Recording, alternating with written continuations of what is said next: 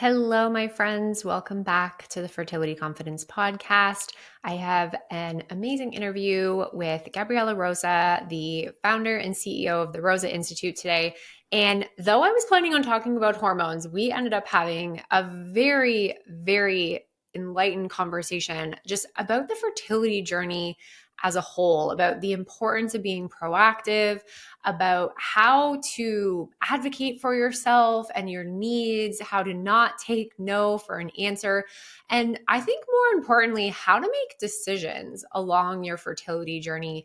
And she shared some amazing success stories of what she's doing in the Rosa Institute and how she got to this place of really helping to ultimately, we laugh because she said at the beginning, Gabriela shared like she wanted to just help make people healthier and change the world. And I definitely agree with her in the sense of getting into the fertility journey.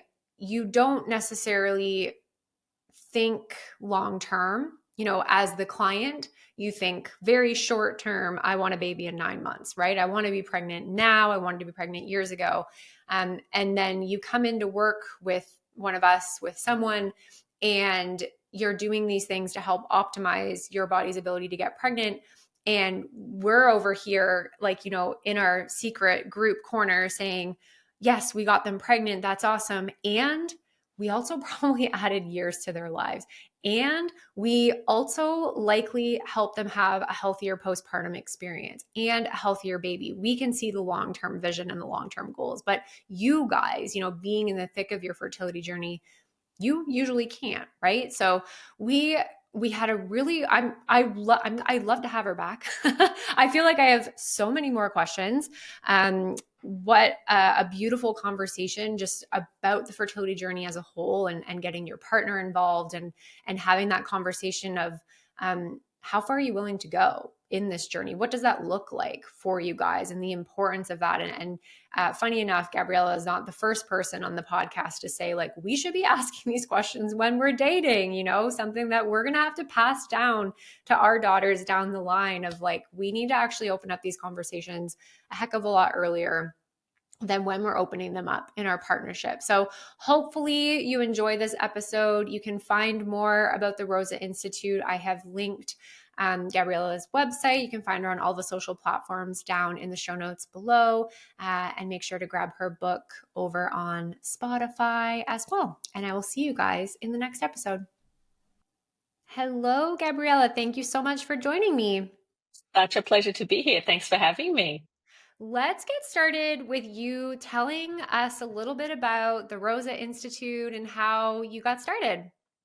Sounds good. Look, my whole aim so we help couples overcome infertility and recurrent miscarriage when other treatments have failed. That's kind of how it's going, it's a better way to describe it. How it started, it wasn't quite like that. It took me many years to realize the value that we brought was in the intersection of when things weren't quite going well.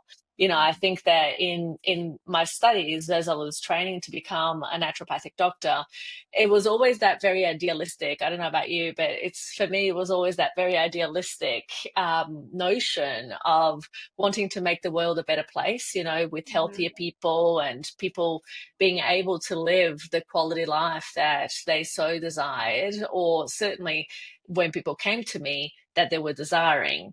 And my vision was always of like, okay, well, how can we prevent disease? How can we prevent, the lack of well-being that is so prevalent in our world today? And so that's how it started. And my whole idea was, whilst I was training, I worked for an obstetrician gynecologist for many years, and he was the first kind of contact that I used to have regularly with patients. And I always remember the obstetrics for me was always so much more fun than the gynecological part. The scrubbing was one aspect that what made that not so much fun, but the babies was the aspect of the obstetric side that made it so lovely. Like, as you probably recall or know, when people get, or women get to 6 weeks postnatal, they usually go back to see their doctor. And so we used to, be the ones welcoming the mums 6 weeks after birth with those gorgeous little, seemingly angelic beings. In their little capsules or in their little prams. And so that idea for me, and they always slept the whole time they were there, unless they were hungry and wanted to be breastfed, which also was also a lovely experience. But I remember seeing all these beautiful babies coming through and thinking, gosh, it's something that I really enjoy, the idea of babies. And so when I was choosing my speciality, so to speak, I mentioned it, to Jim at the time, and he said, that's the worst idea you've ever had. And I was like, thank you for being so upfront. Sort of. And he was a really lovely man. And just so to hear that from him, it was just like, oh, okay, worst idea I've ever had. And he usually liked my idea. So I thought, okay, this must be really bad. So I wanted to know why, and he goes, well, your patient's not your patient. Your patient is the parent of your patient, and your patient can't speak. Terrible combination. I'm like, actually, you've got a really good point. And so I immediately rethought my strategy, and I thought, okay, well, I have to go back to the drawing board as to where I'm going to head with this next, because I still do like the idea of babies, but perhaps not treating babies. And of course, when a baby's not well, there's a whole lot of other host of concerns that are included in that whole conversation. So I understood where he was coming from. And so it wasn't much longer after that I started to kind of think about, okay, intersection of women's health with something else. And fertility, of course, was the next obvious, step in that conversation in my mind. And so that's how it began, of me just working with women and working with women who wanted to conceive, who wanted to prepare, again, in that very idealistic mode in my mind, wanted to prepare for the healthiest possible baby. Of course, 10 years later, what I realized through trial and error was that most people didn't really not give that much care or attention or focus to the fact that they could or would not have the healthiest possible baby. Most people, in the context of wanting to try to get pregnant, just wanted to get pregnant and have a baby. And to do the work that was required to ensure that they were in optimum peak health really wasn't a priority. But it was a priority for the people who wanted a solution to not getting pregnant at all. Right. And so that became clear to me through different exchanges with patients along the years. But one that really struck me and came to mind was this lady who was referred to me, because I was seeing, at that point, I was seeing people who had been trying for a couple of years, like maximum 2.5 years. And that was kind of like, typically 6 months to 2 years was the place where I would see people. And this one woman, got referred to me through someone who knew of my work, and she had been trying for 10 years. And I was like, okay, that's certainly not something that I think I can help with or am equipped to do, because I've never done it. And so that was the conversation that ensued, like she was referred. And I was like, look, I don't think that I can help you. She had done 3 failed IVF cycles at the time. And, I was like, okay, I don't want to waste her time. But then she turned around and basically said, look, here's the thing. There's nothing to lose, because I'm going to give up. If you don't help me, I'm probably just going to not try anymore. And just that's it. And there were some issues in terms of being able to have, sexual intercourse. And so they needed to go in to do an IVF. And so basically she was like, I just want you to prepare me to give this one last try and see how it goes. And I'm like, well, since you put it that way, I might as well, see how I can help improve your health. Long story cut short, about 2.5 4 months later, she was in such a completely transformed place in regards to her health. She was fine, like they were finally being intimate again and having sexual intercourse. Lots of things had improved, and literally she conceived naturally without even, like it wasn't actually the timing. We hadn't even gotten to that point yet.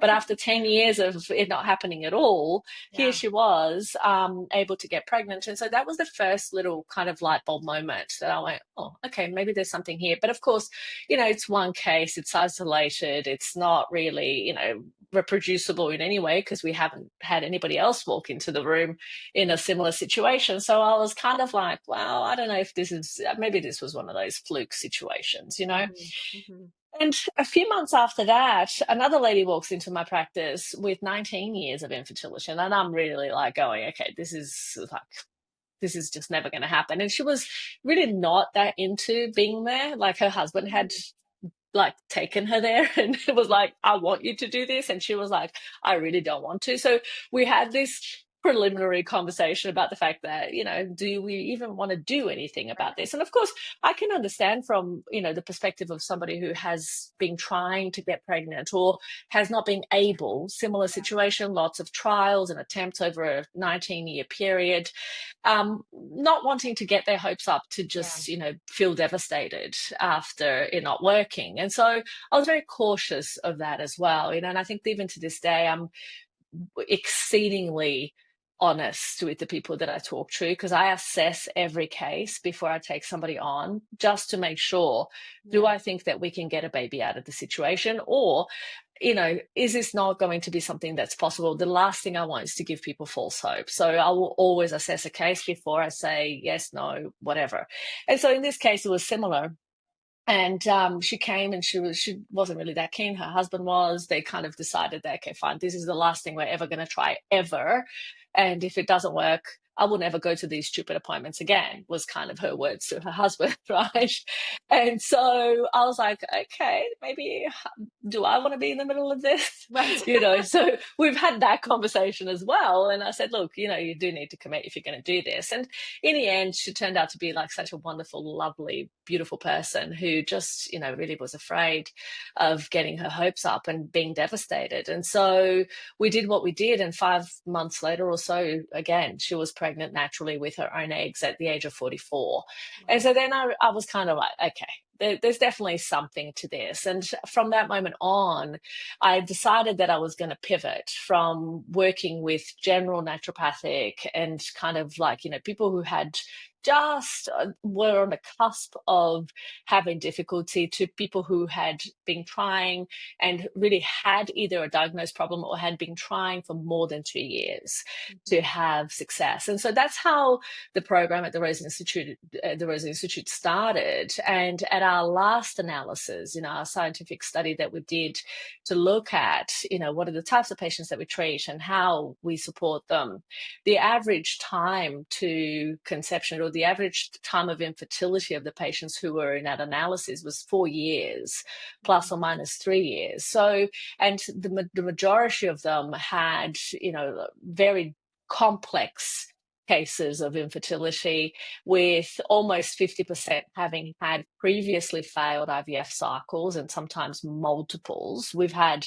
now couples in our program who had 20 failed IVF cycles who ended up getting pregnant naturally, and also had high rate of miscarriage prior to treatment. It was like over 50%. And then of course after going through the program, 13.5% was what we arrived at. So that gave me, and this was an analysis with 544 patients, so it gave me a sense of like, okay, actually this is not a fluke, it is highly reproducible. And it ended up being my final project for my master's in public health at Harvard. So it was kind of like, okay, yeah, this Yeah. works. So it was a good moment to get that level of clarity.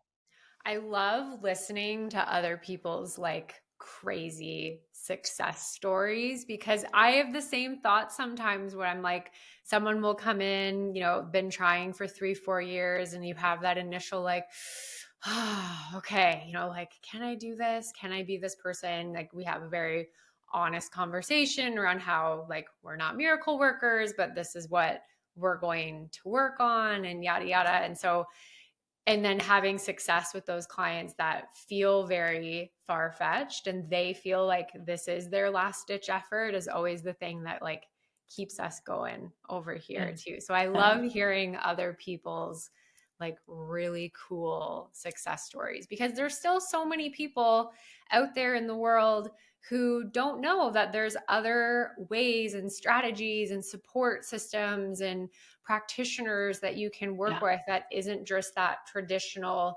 GP to OBGYN to fertility clinic model that just might not be what's going to be successful, or might not be what's actually working for you. Yeah, absolutely. And, it's interesting because I then, from my master's, I decided to go and do my doctorate at Harvard in public health. And it's really fascinating because what you're describing is just such a dysfunction in the healthcare system. It's not there to give people options or support, really. It's just that it's how we've always done it. It's Right. like that old story of the mother who always used to cut the end of the roast Right. before putting the roast in the oven, and it turned out that the only reason that she did that was because her grandmother had a pan that was too small and she used to cut the end of the roast, That would be so me. That would be something I so would do.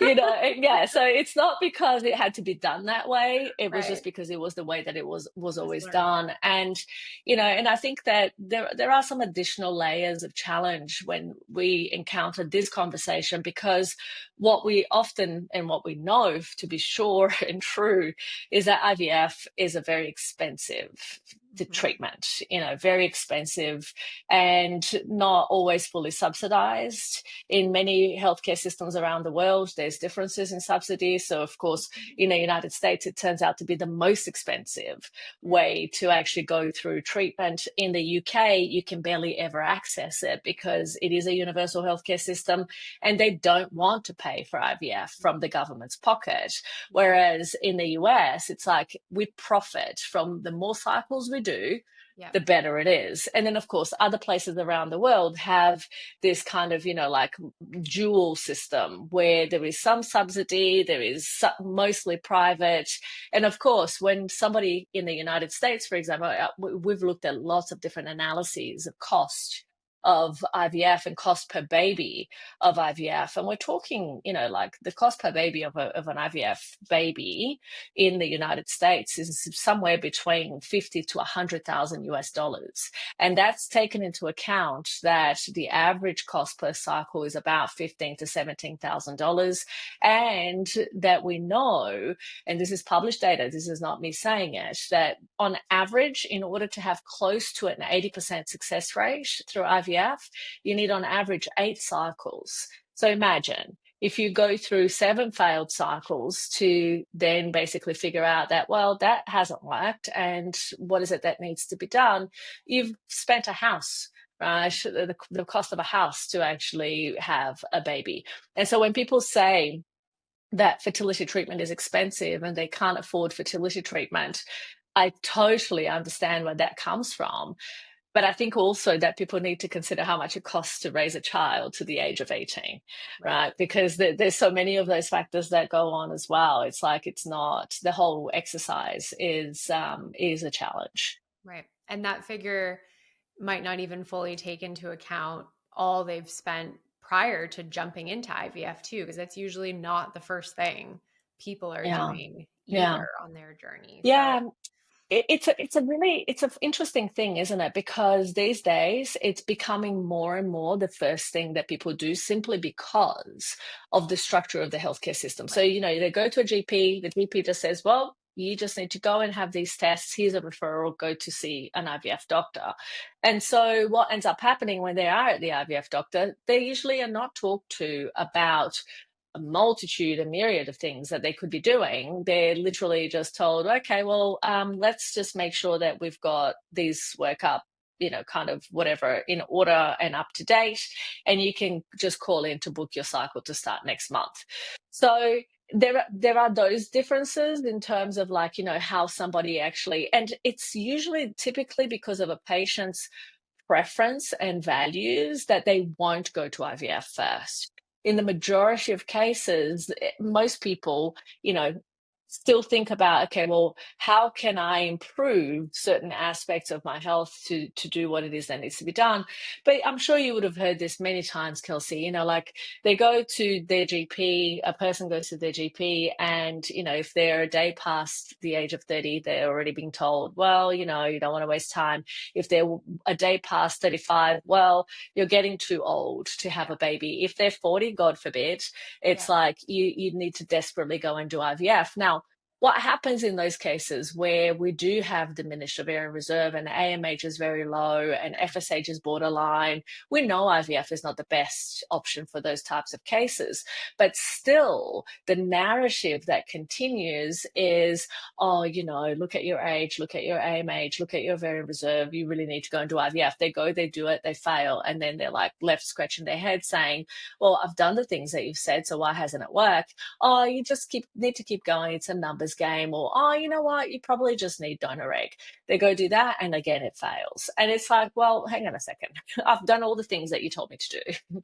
And why is it that it's not working? And often when it comes to that side of the equation, then we really have to dig deep into, why do we need those treatments to begin with? Because that's the number one question that often is not answered for a lot of patients as they navigate this journey. And unfortunately, for so many, they have to navigate this journey on their own because they're not given the full visibility of, like, what are all of the options and what are all of the things that are available to me, and where are the places where I do have some influence and I can do something to improve and optimize, and what are the hard lines? Where are the places that really I do need to utilize technology and other ways of getting this done? So I think, it's such a complex conversation because, depending on where you are in the world as Yeah. well, you're going to have a completely different experience. And the one similarity that I find, though, is that most people do not get adequate support and adequate education around what are the options available, what are the options that can work for them, because they hear what they see in the media that, there's a woman having a baby at 56 and think that it is with their own eggs, or Right. think that, oh, it's possible. And men are really challenged, in this conversation, because what ends up happening for a lot of men is that the message that they get is, Hugh Hefner, right? You can have a baby at 90.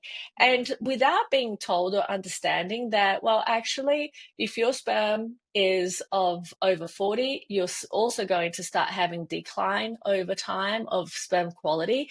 That sperm is not going to be the same in fertilizing the egg of a 40-year-old compared to a 20-year-old, Yeah. right? So if partners are the same age, then it's like, okay, just the fact that you have an older male with older sperm, you have a disadvantage when it comes to fertility.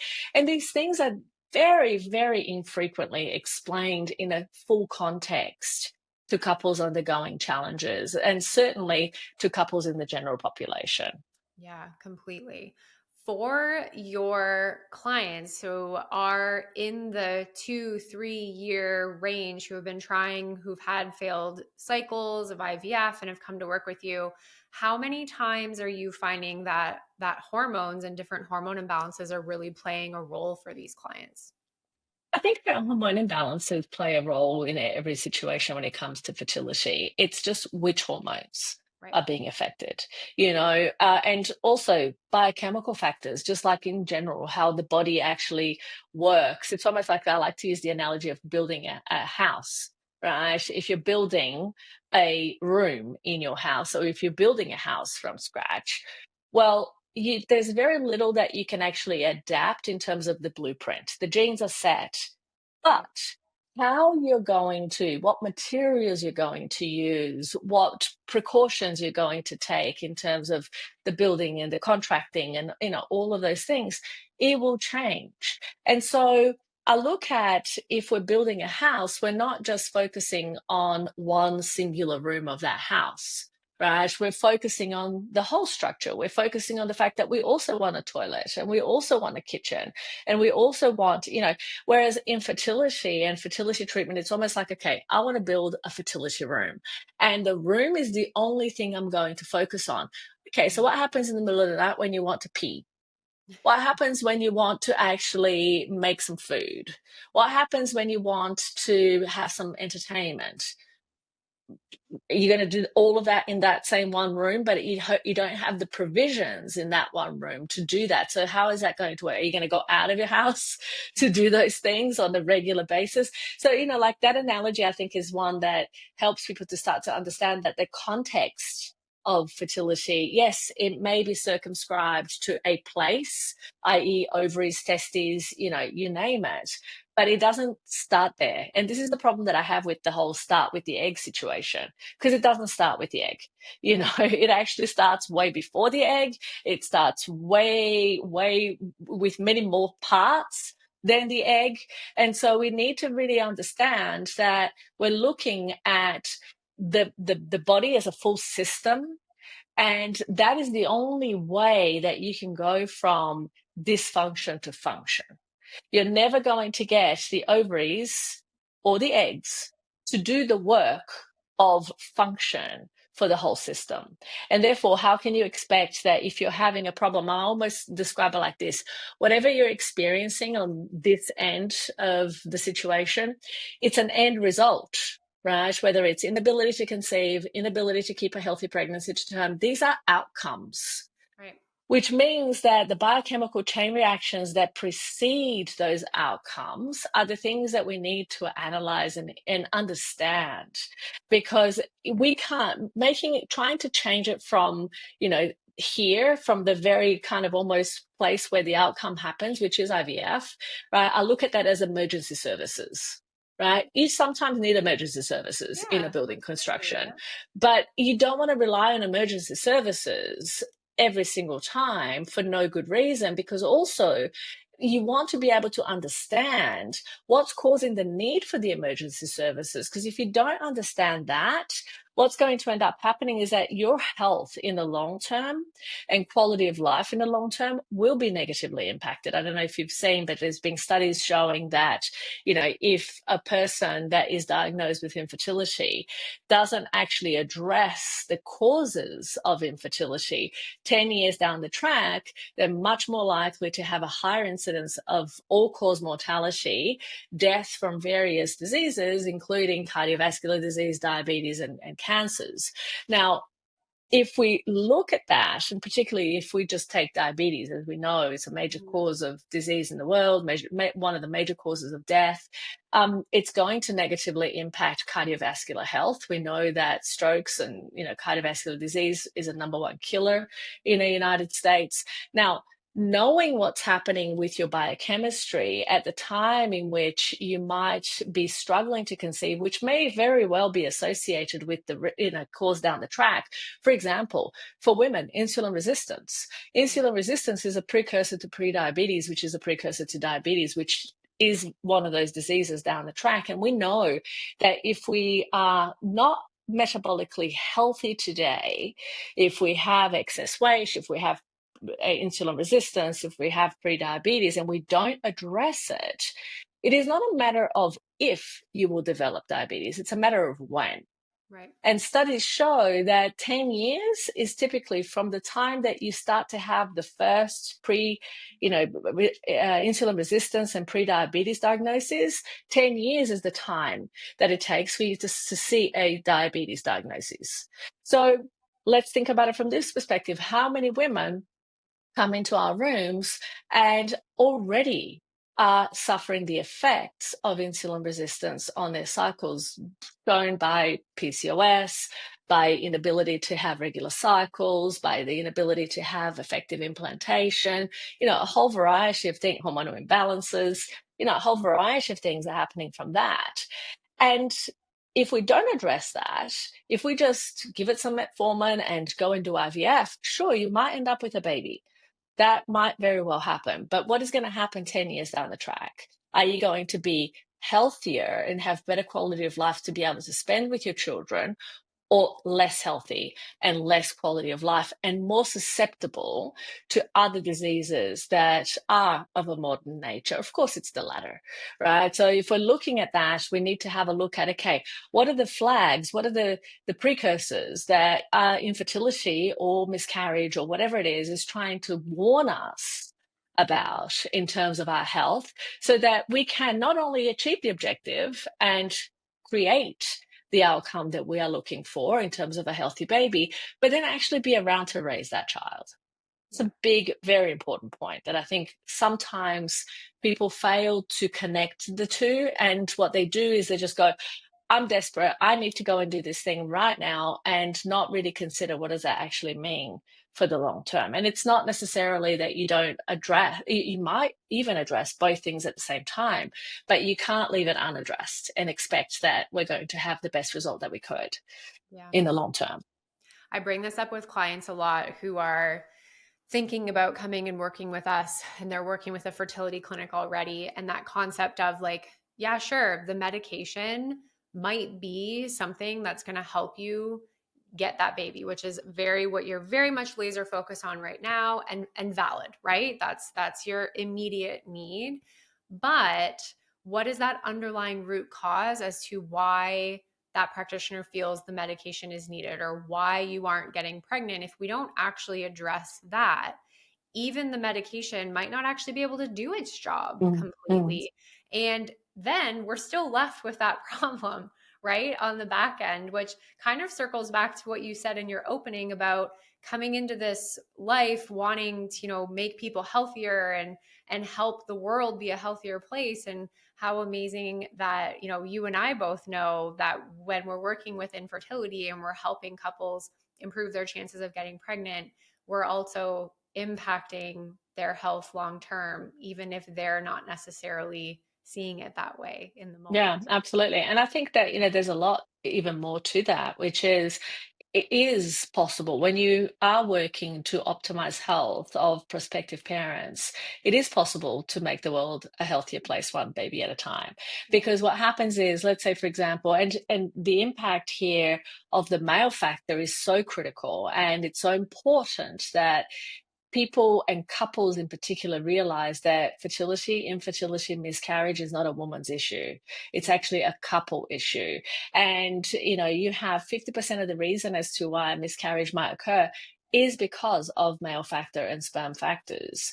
So, really, if we kind of were to broaden this discussion in terms of the fact that you've got 40% female, 40% male, 20% embryonic factor or idiosyncratic factors, you still have a 50-50 on the male female side of the equation. So it's not enough to think that you're going to optimize the chances of something working by just working with one person. And sure, it might work, it might happen, but I often talk to my patients about the need to be able to really be there and support that child in the long term.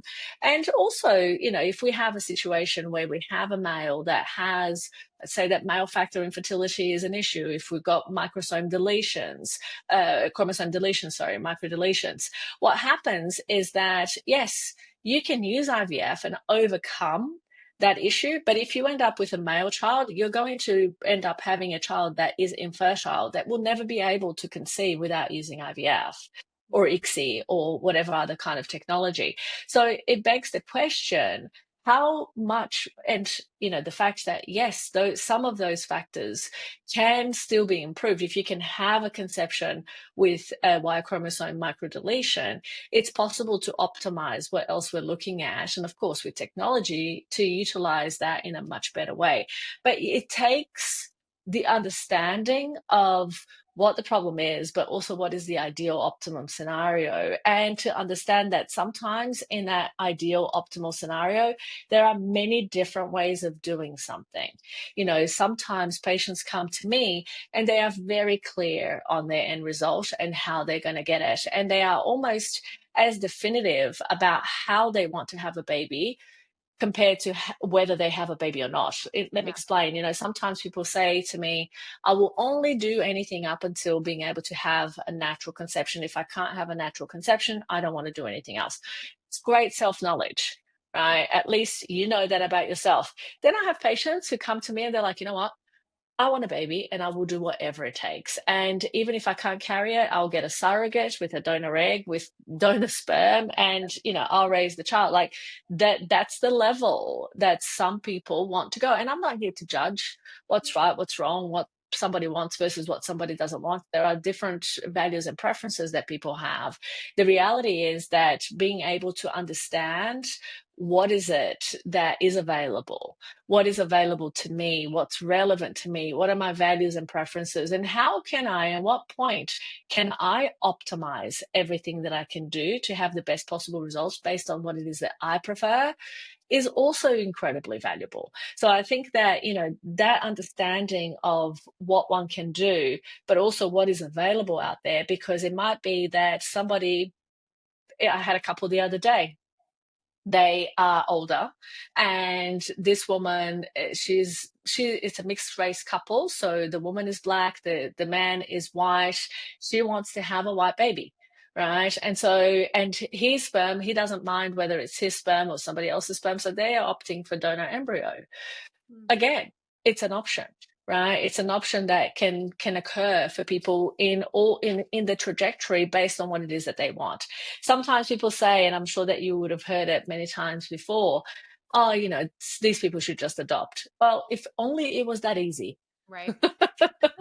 Right? It's like literally to go and buy a donor egg somewhere and, have a cycle is infinitely cheaper and less complex than actually adopting a child. And so there's all of these considerations that I think sometimes people might say things that it comes from a place of not understanding what the logistics of those things are. Yeah. Oh, you hear that complaint all the time from couples of, they're well-meaning friends and family trying to be helpful. It's like, well, and a lot of times they're Yeah. like, we've looked into it. It's actually not that simple. Or we have a lot of clients, not a lot of clients, but we have some clients right now who are being told that like surrogacy is their best option.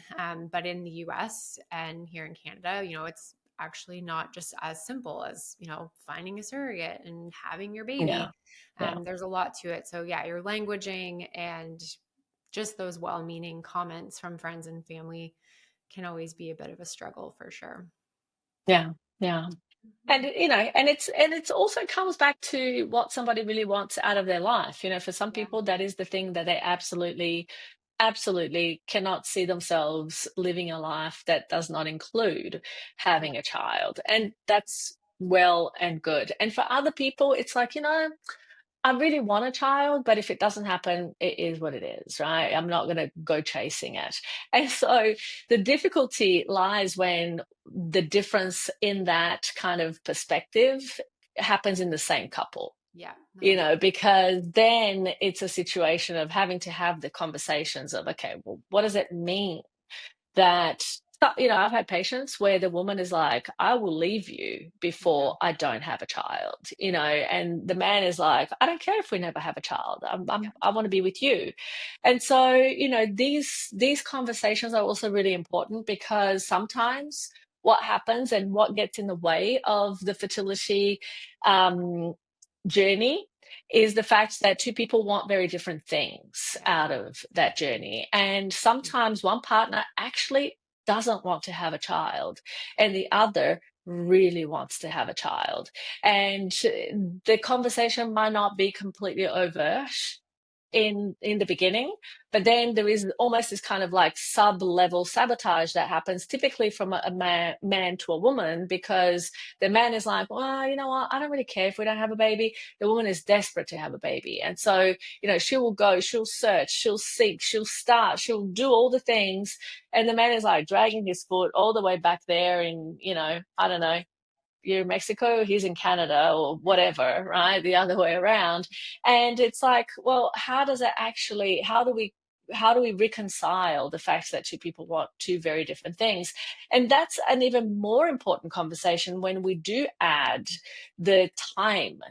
factor into the equation, because a woman, as we know, the time is not finite, not nor for a man, as I've mentioned before, Yeah. but at least there are more options, Right. from a naturally biological perspective for Mhm. that to take place, as opposed to a woman where it's a very finite timeline. And, after a certain age, it is not going to happen naturally with one's own eggs. Yeah. So those are all kind of conversations that need to be navigated. And I almost feel like, you know, when people are dating, they need to have this questionnaire, this fertility questionnaire going Yeah. on, like, Yeah. what do you want? What are you willing to do? What are you not willing to do? That are we in alignment? Is this Yeah. congruent for both of us? In terms of how we feel, because the last thing that most people want is to be in a relationship where they can't see themselves together in 10 years from now because of one very big difference, Right. right? Which is one person wants one thing and the other person wants something entirely different. Yeah. So those conversations in my day to day really do with my patients come up time and time again. And a lot of the challenges that people face is not even in how to actually get the outcome, getting the baby. Like, that's the easy part, quite honestly. Mhm. Like, we've reproduced this many, many times, thousands of times over. So that's the easy part. The difficult part is getting two people to, one, understand what they want, and then to figure out, are we in alignment? And if we're not, can we get in alignment? And if we can't, what does it mean?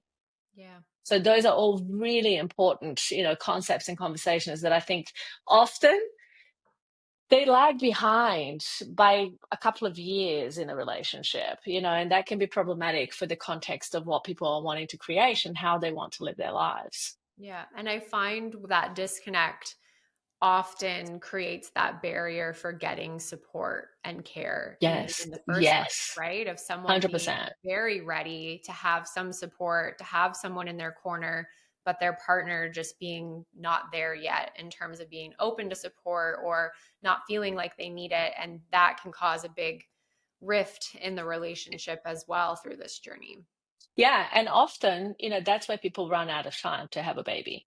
right? It's not even in the trying, it's in the fact that there's been Absolutely. such a huge delay in accessing treatment and support that, like, I see this often, like, I've had people come back to me after 10 years. I'm like, what? Why? Like, I 10 know. years? Yeah. Like, how is that even possible? Like, literally. So, Mhm. like, if you'd come to me 10 years ago, we would be having a very different conversation to what we're having right now. So it's like, and as unfortunately, I think, one, because I've been around for such a long time, I see this really, really often where people have, like, they say to me, oh, I've been following you for 8 years or 10 years or 15 years. I'm like, why? Hi. Why? Why? Why are we having this conversation now? Yeah. Yeah. you know I always struggle with like how how firm do we need to be in our messaging of like now now is the yeah, time yeah, and there's no such thing as too early and I yeah, think I actually just had a meeting this morning with um my advisor team and this is a conversation we always circle back around to is women having a call to see if they want to work with us and then circling back 6 months a year later and I always want to get in there and be like, why did you wait? I want to know where that disconnect was at the beginning. And 9 times out of 10, it was that my partner wasn't ready. My partner wasn't yeah, ready to get support and to get help. So I think that with that, narrative and knowing that in our client base, it's allowed us to just really start talking more about men's infertility and men's health and getting that conversation out there in a way that hopefully feels more accessible and less scary and yeah, less like an attack on the ego of like you have a yeah, problem because yeah, that's not necessarily the case but you are 50% of the equation and so if we're yeah. And I taking think a that full couple approach we have to absolutely, talk about that. and so much of it is exactly that. It's that fear of, oh my god, what if the problem is me? And I Mhm. think that people need to reframe that with the fact that it's not you. Fertility is a team sport, as I Yeah. always say, Hmm. right? And so it can't be you. It's a combination of two people, and it's a combination of the two of you. And if we add a donor embryo in the middle of that, or a donor egg, or whatever, then it's three, four, five people. But Right. ultimately, it's not you. And it's about figuring out ways in which we can actually understand the information first and foremost, and then figure out what needs to be done with it. Because if you don't ever even go and understand why, i.e., do a semen analysis, you are going to continue going around in circles. And unfortunately, for many of patients who come to us, run out of time altogether because you just didn't get the information that you could have gotten sooner. So I think that's really, really critical. Yeah. So the message we're getting from this whole conversation is we need to be proactive Yeah, I think and so. just I get think the that's such a answers, right? Like, as yeah, soon I as we think that's can. that's such a big part of success. Yeah. You know, it's such a big part of, and also not taking no for an answer, not taking infertility as a label for an answer. And worst of all, I always this is something that you know, unexplained anything is not a diagnosis. So Yeah. just like if you hear that, it's time to move on. Right. Next is Yeah. your only word. It's like, okay, I need to find out why. And that's the number one thing that we do in our clinic is actually like, I want to understand why. Like, Hmm. what is happening? What is the diagnosis or diagnoses Yeah. that are going on here that need to be addressed? Because we can't do anything about the fact that you're too old being used as a diagnosis. I mean, hello, what does that even mean? Now, there are lots of things you can do about optimizing mitochondrial health, about optimizing nutritional, about optimizing whatever it is.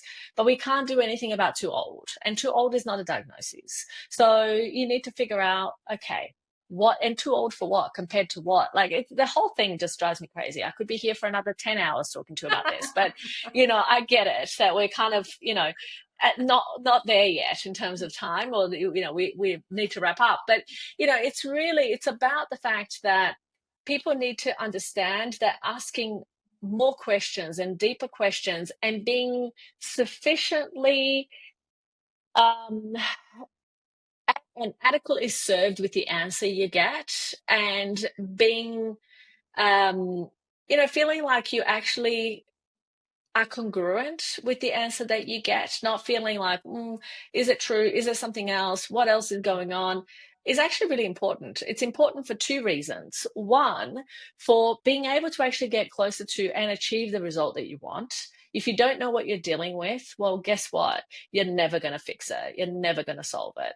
And the other is for closure, because it is not true that people will do anything to have a baby. It's not true, because sometimes it takes creating 69 embryos and spending $200,000, and not everybody is going to be up for that. Right. Okay, and that's okay, and there's no judgment in that, but at least then you can make a choice. Yeah. You can choose, do I want to continue pursuing this? Do I want to continue pursuing this in this way? Do I want to change what I pursue? Do I want to change the way that I pursue it, given the evidence and given the information? Or are we really truly on track? And an unexplained diagnosis doesn't answer any of those questions. Yeah. So getting that clarity is crucial if you want to have real results.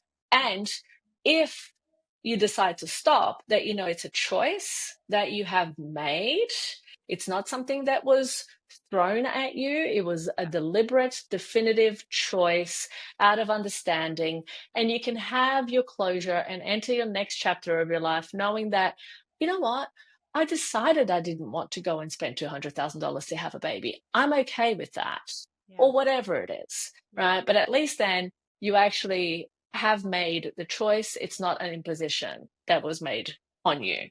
Yeah. I always tell our clients, like, you can't really make decisions unless you have the clinical data. And 1 to 2 pages of lab work is just not, it's just not it. It's Like, that's not not going enough to do it. information to make a good clinical decision. And so if you're not getting more, we need to keep moving and dig deeper if that's what, the journey you want to go on. Gabriela, this was a very insightful conversation. And I feel as though we'll have to have you back and hear your piece on unexplained infertility and a little bit more into that topic. But for now, where can our listeners learn more about you and about the Rosa Institute? Yes, they can go to fertilitybreakthrough.com or Google my name, Gabriela, Gabriela Rosa, and they will find me. I'm in every major platform. So, Nice. it's just a matter of not looking very deeply at all.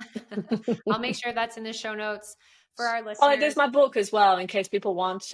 Fertility Breakthrough: Overcoming Infertility and Recurrent Miscarriage is available free on Spotify and YouTube. So if people want to Google that, and they'll be able to get it. And of course, it's on Amazon and every other book place around the world.